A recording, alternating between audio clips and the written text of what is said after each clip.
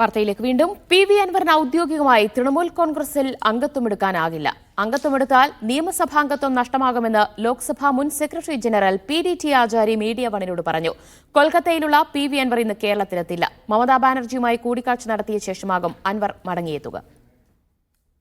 മമതാ ബാനർജി നേരിട്ട് ആവശ്യപ്പെട്ടതനുസരിച്ചാണ് കേരളത്തിലേക്കുള്ള ഇന്നത്തെ യാത്ര മാറ്റിവെച്ച് പി.വി. അൻവർ കൊൽക്കത്തയിൽ തങ്ങുന്നത്.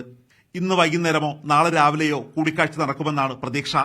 ഈ സാഹചര്യത്തിൽ പി.വി. അൻവറിന് സ്വതന്ത്ര ചുമതല നൽകാനാണ് ടി.എം.സി നേതൃത്വം തീരുമാനിച്ചിരിക്കുന്നത്. അതേസമയം പി.വി. അൻവർ ടി.എം.സിയിൽ ചേർന്നാൽ നിയമസഭാ അംഗത്വം നഷ്ടമാകും. കൂറുമാറ്റ നിരോധന നിയമം വിലങ്ങുതടിയാകുമെന്ന് വിദഗ്ധർ ചൂണ്ടിക്കാട്ടുന്നു. സ്വതന്ത്ര അംഗമായിട്ട് തെരഞ്ഞെടുക്കപ്പെട്ട ഒരാൾ മറ്റൊരു പാർട്ടിയിൽ ചേരാൻ പറ്റില്ല. ചേർന്നു കഴിഞ്ഞാൽ അയോഗ്യതയാണ്.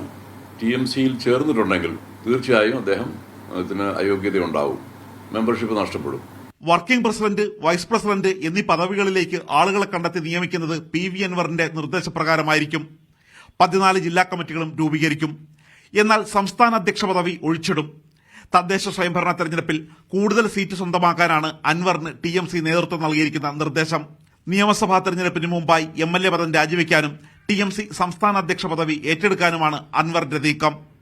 അതേസമയം തദ്ദേശ സ്വയംഭരണ തെരഞ്ഞെടുപ്പിൽ അൻവറിന് നേട്ടമുണ്ടാക്കാൻ കഴിഞ്ഞില്ലെങ്കിൽ കണക്കൂട്ടലുകൾ അവതാളത്തിലാകും. D Dhanasumod, Media 1, Delhi.